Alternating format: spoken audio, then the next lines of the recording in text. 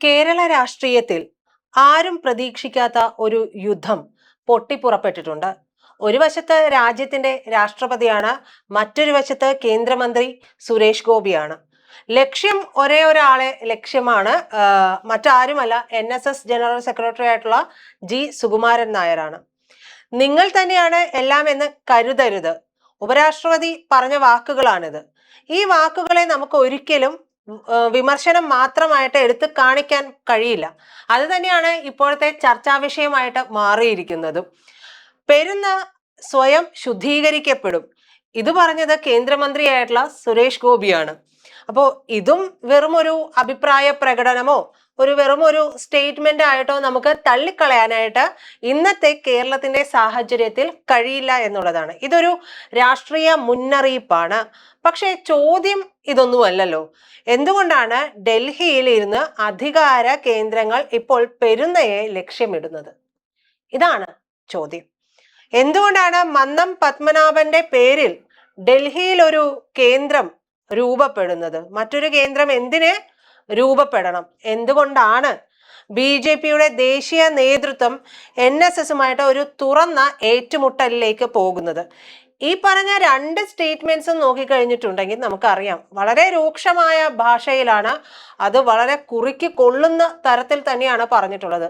അതുകൊണ്ടാണ് ഇതൊരു തുറന്ന ഏറ്റുമുട്ടൽ എന്നുള്ള പരാമർശങ്ങളിലേക്ക് പോകേണ്ടി വരുന്നത്. ഇനി ഇത് മാത്രമാണോ? അതിലും വലിയൊരു മറ്റൊരു കാര്യമില്ലേ? 2026 നിയമസഭാ തിരഞ്ഞെടുപ്പിന് മുമ്പ് കേരളത്തിലെ നായർ വോട്ട് ബാങ്കിന്റെ നിയന്ത്രണം ആരുടെ കയ്യിലായിരുന്നു? അത് പെരുന്നയുടെ കയ്യിലായിരുന്നു അതോ ഡൽഹിയുടേതോ? കേരളത്തിലെ ഏറ്റവും ശക്തമായിട്ടുള്ള സാമുദായിക സംഘടനയും കേന്ദ്ര ഭരണകൂടവും തമ്മിൽ ആരംഭിച്ച പുതിയ യുദ്ധം. എന്തുകൊണ്ടാണ് ഈ ആക്രമണം എന്നുള്ളത് സ്വാഭാവികമായിട്ടും നമ്മൾ ചിന്തിച്ചു പോകുന്ന ഒരു കാര്യമാണ്. സാധാരണയായിട്ട് ഉപരാഷ്ട്രപതിമാരൊന്നും ഇത്തരം വിഷയങ്ങളിൽ പ്രതികരിച്ച് കാണാറില്ല. കേന്ദ്ര മന്ത്രിമാരും സാമുദായിക സംഘടനകളെ പേരെടുത്ത് വിമർശിക്കാറുമില്ല. പക്ഷെ ഇവിടെ രണ്ടുപേരും ഒരേ വേദിയിൽ ഒരേ ശബ്ദം ഉയർത്തുന്നു. അതിനർത്ഥം ഇതൊരു ആകസ്മികമായിട്ടുള്ള പ്രതികരണമല്ല. പിന്നിൽ വ്യക്തമായിട്ടുള്ള ചില രാഷ്ട്രീയ കണക്കുകൂട്ടലുകൾ ഉണ്ട്. കാരണം ഫെബ്രുവരിയിൽ സംഭവിച്ചത് BJP നേതൃത്വം മറക്കാൻ സാധ്യതകളില്ല. അങ്ങനെ മറന്നുവെങ്കിൽ അവിടെ ഒരു അർത്ഥോക്തിയിൽ നിർത്തേണ്ടതുണ്ട്. രാജ്യത്തിന്റെ ഉപരാഷ്ട്രപതി അന്ന് കേരളത്തിലേക്ക് എത്തുകയാണ്. മന്നം സമാധിയിൽ ആദരാഞ്ജലി അർപ്പിക്കാനായിട്ട് ആഗ്രഹിക്കുന്നുണ്ട്. പക്ഷെ അതിന് അനുമതി ലഭിക്കുന്നില്ല.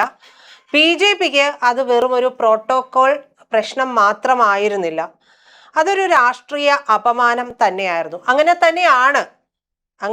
അതായത് ഒരു രാഷ്ട്രീയ അപമാനമായിട്ട് തന്നെയാണ് കേരളം അതിനെ കണക്ക് കൂട്ടിയതും വിലയിരുത്തിയതും. അതുകൊണ്ടാണ് 5 മാസം കഴിഞ്ഞിട്ടും ഇവർ ഈ രാഷ്ട്രീയം വീണ്ടും പറയുന്നതും ഉയർത്തുന്നതും. അതിനർത്ഥം ഈ മുറിവ് അങ്ങനെ ഉണങ്ങിയിട്ടില്ല എന്നുള്ളതല്ലേ? BJPയുടെ യഥാർത്ഥ ലക്ഷ്യം അത് മനസ്സിലാക്കുക ഒരല്പം ബുദ്ധിമുട്ടാണ്. കേരളത്തിൽ BJPയുടെ ഏറ്റവും വലിയ പ്രതിസന്ധി എന്താണ് എന്നൊന്ന് നോക്കിയാൽ മതി. വോട്ട് ലഭിക്കുന്നുണ്ട്, പക്ഷെ അധികാരം ലഭിക്കുന്നില്ല. ശരിയാണ്, 3 MLAമാർ കയ്യിലുണ്ട് ഇപ്പോൾ. എന്തായാലും അതുകൊണ്ട് തന്നെ BJP വർഷങ്ങളായിട്ട് അന്വേഷിക്കുന്നത് ഒരു വലിയ സാമൂഹിക അടിത്തറയാണ്. അവർക്ക് ബംഗാളിലൊക്കെ ഉണ്ടാക്കിയെടുത്തതുപോലെ, അസമിൽ ഉണ്ടാക്കിയെടുത്തതുപോലെ വലിയൊരു സാമൂഹിക അടിത്തറ ഉണ്ടാക്കിയെടുക്കാനായിട്ട് അവർ ശ്രമിക്കുന്നുണ്ട്. അതിൽ ഏറ്റവും പ്രധാനപ്പെട്ട ഒരു ഘടകം എന്ന് പറയുന്നത് നായർ സമുദായം തന്നെയാണ്. നായർ സമുദായത്തിലെ രാഷ്ട്രീയ അഭിപ്രായം മുഴുവൻ BJPക്ക് ഒപ്പമല്ല. കോൺഗ്രസ്സുകാരുണ്ട്, CPMലുണ്ട്. അതുകൊണ്ട് തന്നെ NSSന്റെ ഔദ്യോഗിക നിലപാടുകൾ BJPക്ക് വളരെ നിർണായകമായിട്ട് മാറുകയും ചെയ്യുന്നുണ്ട്. ഇവിടെയാണ് ഇതിലെ പ്രശ്നം വരുന്നത്.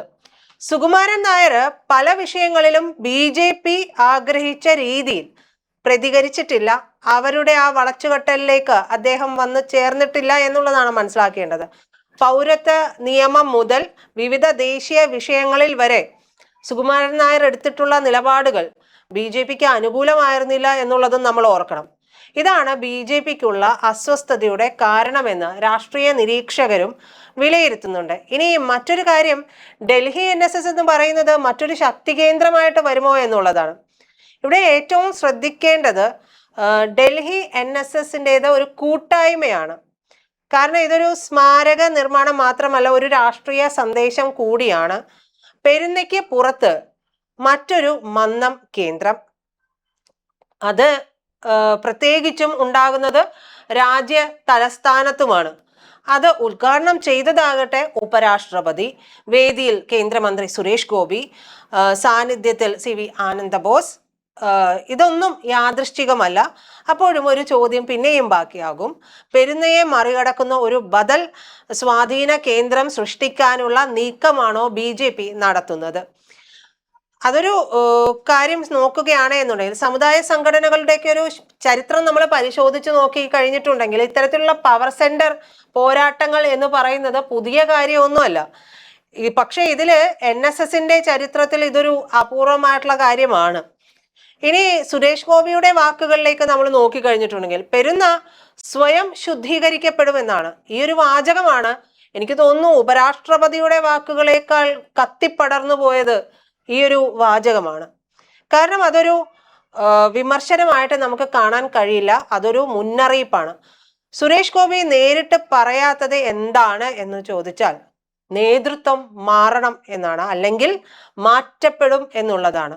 ഇത് തന്നെയല്ല ആ വാക്കുകളുടെ രാഷ്ട്രീയ വിവർത്തനം. വരികൾക്കിടയിലൂടെ വായിച്ചാൽ നമുക്ക് മനസ്സിലാക്കാൻ കഴിയുന്ന കാര്യം ഇതാണ്. തിരഞ്ഞെടുപ്പിന് ശേഷം മാറ്റങ്ങൾ കണ്ടു തുടങ്ങിയെന്നും അദ്ദേഹം പറയുന്നുണ്ട്. അപ്പോൾ ഏതൊക്കെയാണ് ആ മാറ്റങ്ങൾ? ആരൊക്കെയാണ് മാറുന്നത്? എവിടെയാണ് ആ മാറ്റം വരുന്നത്? ഇവയ്ക്കൊന്നും എന്നാൽ കൃത്യമായിട്ടുള്ള ഒരു ഉത്തരവും ഇതിൽ വന്നിട്ടില്ല എന്നുള്ളതാണ്. പക്ഷേ രാഷ്ട്രീയ സന്ദേശം എന്ന് പറയുന്നത് വളരെ സുവ്യക്തമാണ്. പെരുന്നയിലെ നിലവിലെ നേതൃത്വത്തോട് BJPക്ക് തൃപ്തിയില്ല. ഇനി ഈ വിവാദത്തിലാണെങ്കിൽ CPMന് മൗനമാണ്. അവര് മൗനം ഭജേഹം, അതാണ് അവസ്ഥ. കോൺഗ്രസിനും വലിയ പ്രതികരണമൊന്നും വരുന്നില്ല എന്നുള്ളതാണ്. എന്തുകൊണ്ടാണ് എന്ന് ചോദിക്കുമ്പോൾ BJPയും NSSും തമ്മിലുള്ള ഈ ഒരു രാഷ്ട്രീയ സംഘർഷം, രാഷ്ട്രീയ നേട്ടം അവർക്ക് നൽകാനായിട്ട് ഒരു സാധ്യതകൾ കാണുന്നുണ്ട്. നായർ വോട്ടുകൾ വിഭജിക്കപ്പെടുകയാണ് എന്നുണ്ടെങ്കിൽ അത് BJPക്ക് ഗുണകരമാകുമോ അതോ തിരിച്ചടിയാകുമോ എന്നുള്ള ചോദ്യങ്ങളൊക്കെ വരുന്നുണ്ട്. അതാണ് 2026 തിരഞ്ഞെടുപ്പിലെ വലിയ ചോദ്യം. ഇന്ന് ഈ വിഷയം ഒരു പുഷ്പാർച്ചനയല്ല, ഒരു സമാധിയിൽ പോകാൻ അനുമതി കിട്ടിയില്ല എന്നുള്ളതുമല്ല. ഇത് അധികാരത്തിന്റെ രാഷ്ട്രീയം തന്നെയായിട്ട് മാറുകയാണ്. ആരാണ് മന്നത്തിന്റെ പാരമ്പര്യത്തിന്റെ യഥാർത്ഥ അവകാശി? ആ ചോദ്യമാണ് സമൂഹത്തിൽ ഉയർന്നു നിൽക്കുന്നത്.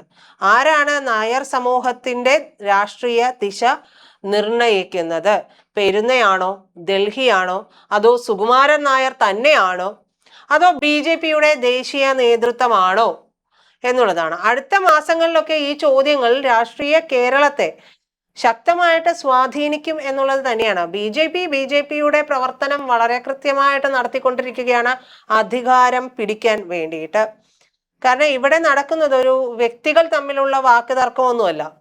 ഇവിടെ സാമുദായിക ശക്തി കേന്ദ്രവും ദേശീയ രാഷ്ട്രീയവും അല്ലെങ്കിൽ ദേശീയ രാഷ്ട്രീയ ശക്തിയും തമ്മിലുള്ള ഒരു ഏറ്റുമുട്ടലായിട്ട് ഇത് മാറുകയാണ്. ആ യുദ്ധത്തിന്റെ ആദ്യ വെടിയൊച്ചയാണ് ഇപ്പോൾ ഡൽഹിയിൽ നമ്മൾ കേട്ടത്. ഇനി അടുത്ത നീക്കം ആരുടേതായിരിക്കും എന്നുള്ളതാണ് ഇതിൽ ഏറ്റവും പ്രസക്തമായിട്ടുള്ളത്. അത് സുകുമാരൻ നായരുടേതായിരിക്കുമോ അതോ ഡൽഹിയുടേതായിരിക്കുമോ? കേരള രാഷ്ട്രീയം അതിനായിട്ട് എന്തായാലും കാത്തിരിക്കുകയാണ്.